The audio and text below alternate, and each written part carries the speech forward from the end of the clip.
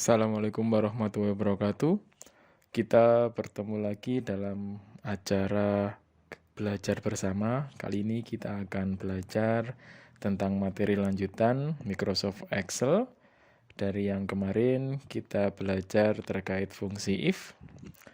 Kita lanjutkan untuk belajar tentang fungsi if yang lainnya, dan nanti ada tambahan yaitu kita belajar tentang materi VLOOKUP dan HLOOKUP. Oke, baik, kita buka file yang sebelumnya.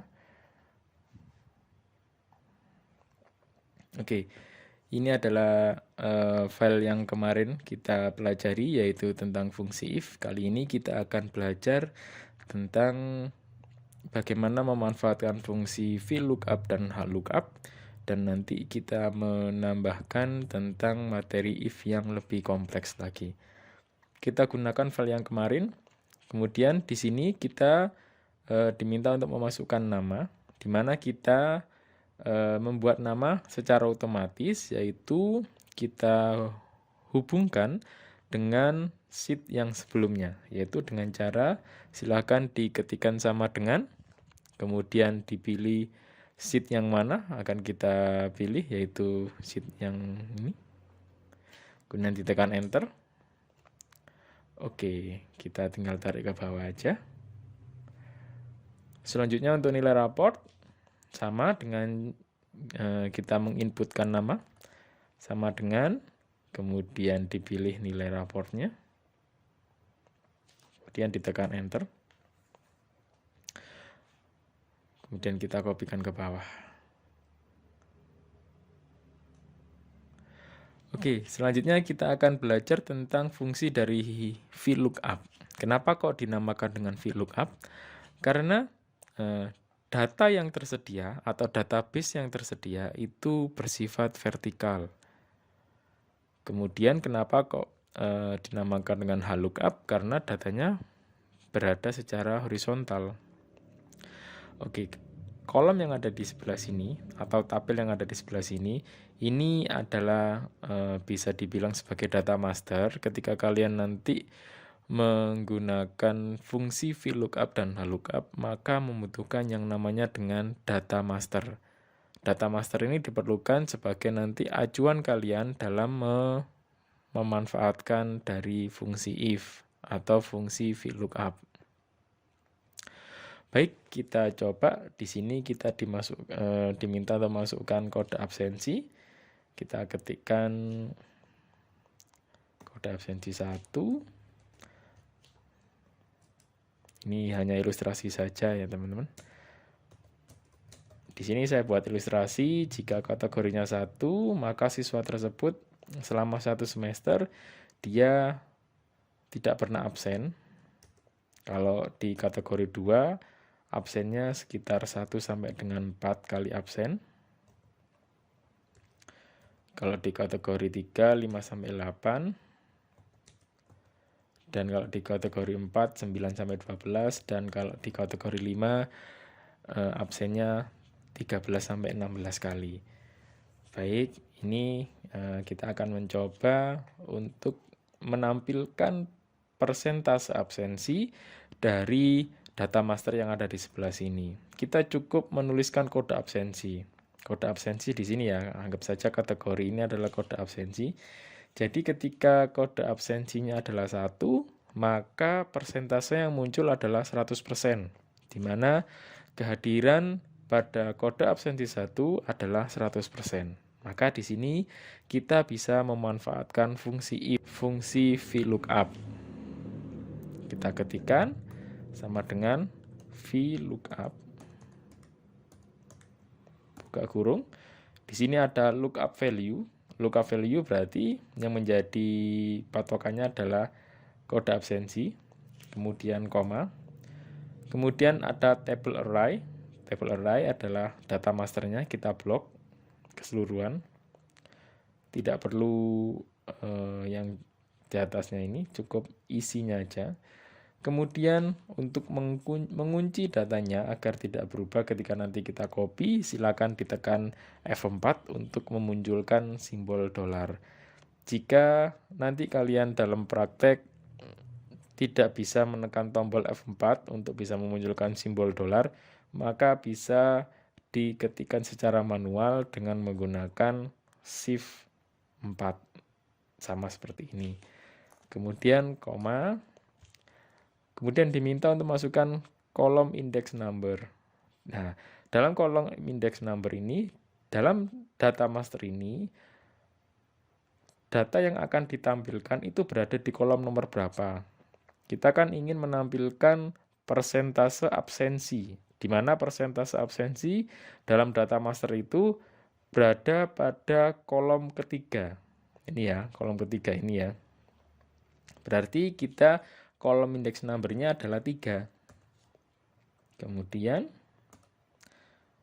kita pilih yang false. Kenapa kok false? Karena jika selain berada yang ada di dalam tabel yang sudah kita blok ini, maka dia tidak akan muncul. Oke, kita tekan enter. Oke, muncul ya 100%. Nah, sesuai dengan kode absensinya 1, maka persentase yang muncul adalah 100%. Oke, kemudian kita coba untuk siswa yang kedua. Kita menggunakan lookup atau horizontal lookup. Sama caranya dengan menggunakan VLOOKUP tadi, hanya berbeda jenis datanya saja. Oke, lookup value-nya tetap, kemudian koma. Nah, ini yang kita blok ini. Kemudian kita tekan F4, koma, row. Sekarang row index number. Kalau tadi yang VLOOKUP adalah kolom ya, kolom index number. Kalau sekarang row, baris keberapa yang akan kita tampilkan. Nah, kita ingin menampilkan persentase, berarti berada di baris kedua. Berarti kolom row index number-nya adalah yang kedua. Kemudian false. Oke, muncul 100%. Oke, kita bisa mengkopinya ke bawah. Oke, coba sekarang kita cek. Siswa ketiga kode absensinya 2. Kita coba 2. Oh, sesuai ya, 75%. Kemudian siswa nomor 8 kode absensinya juga 2. Kita cek 75% betul. Berarti tidak ada masalah ya. Oke, sekarang kita memasukkan nilai akhir, di mana perhitungan asumsi dalam nilai akhir ini adalah nilai raport ini dikalikan dengan persentase absensi. Nah, ini kita bisa membuat rumus sendiri ya, atau membuat formula sendiri. Tetap diawali dengan sama dengan, kemudian nilai akhir ini diperoleh dari nilai raport dikalikan dengan persentase absensi. Maka di sini C3 dikalikan dengan E3. Kita tekan enter. Oke, 61,04. Kita blok ke bawah. Oke. Di sini ada pembulatan 2 angka, ada pembulatan yang 5 angka di belakang koma. Kita ingin menceragamkan agar desimalnya itu cukup 2 angka saja di belakang koma. Maka kita bisa mengklik decrease desimal. Nah, jadi cukup 2 angka di belakang koma.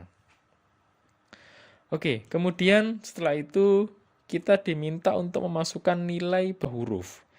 Dari nilai akhir ini kita diminta untuk menjadikan nilai akhir menjadi nilai yang berupa huruf dengan ketentuan yang ada di tabel warna ini. Jadi nilai huruf diperoleh dari tabel yang sudah kita buat. Contohnya nanti nilai akhir siswa nomor 1 adalah 61,04, maka nanti akan muncul nilai hurufnya yaitu C-min, karena berada di interval skor 61 sampai 65. Di sini, di dalam merubah nilai akhir yang berupa angka menjadi huruf, maka kita bisa menggunakan fungsi if. Jadi, fungsi if itu gunanya adalah kita menganalogikan suatu nilai itu dengan ketentuan yang akan kita buat. Oke, kita coba praktek. Sama dengan if, buka kurung, logical test-nya. Kemudian kita masukkan ketentuan nilainya. Jika nilai akhir siswa lebih dari sama dengan 96, maka nilai yang muncul adalah A. Kemudian, if yang kedua, jika nilai siswa lebih dari sama dengan 91, maka nilai yang muncul adalah A-.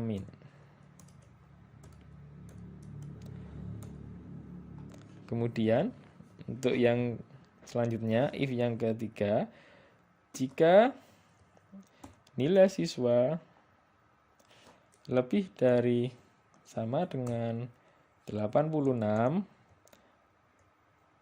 maka nilai yang muncul adalah B+. Oke, di sini agak panjang if-nya karena sesuai dengan interval skor yang sudah kita buat ya. Jadi ini butuh ketelatenan dan kesabaran di dalam membuat sebuah formula.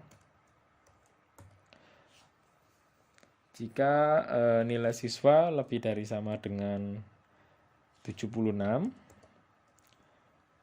maka nilai siswa adalah B. Jika nilai siswa lebih dari sama dengan 71,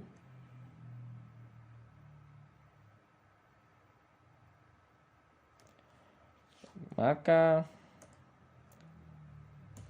nilai siswa adalah B-. Oke, coba kita cek, sepertinya ada yang kurang. Nah, ini setelah 86 seharusnya di sini adalah nilainya 81. Kita rubah saja. 81 mendapat B, kemudian di sini adalah 76 mendapatkan B-. Kemudian if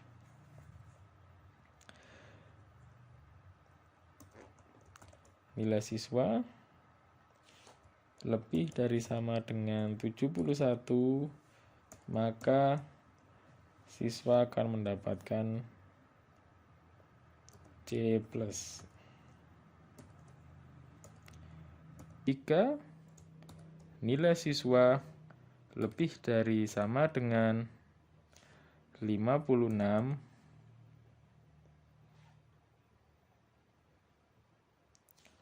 maka siswa akan mendapatkan nilai D. Dan jika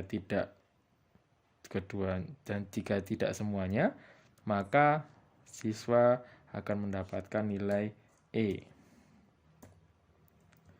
Tutup kurung. Oke, kita tekan yes. Oke. Maka akan muncul nilai C-. Sekarang kita coba copy ke bawah.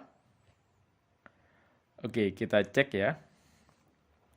Nilai 61,04 sesuai dengan data yang sudah kita buat, mendapatkan nilai C-, betul. Kemudian nilai 78,85 mendapatkan nilai B-, betul. Kemudian nilai 87,92, maka dia akan mendapatkan nilai B+. Oke, sesuai ya. Berarti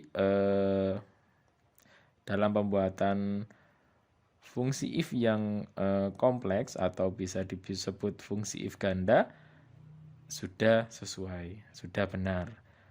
Oke, terima kasih sudah menyimak video berikut sampai selesai. Semoga materi kali ini bisa bermanfaat untuk kalian dalam mengerjakan tugas, baik itu tugas perkuliahan maupun tugas yang nanti pada saat nanti kalian bekerja menjadi seorang guru.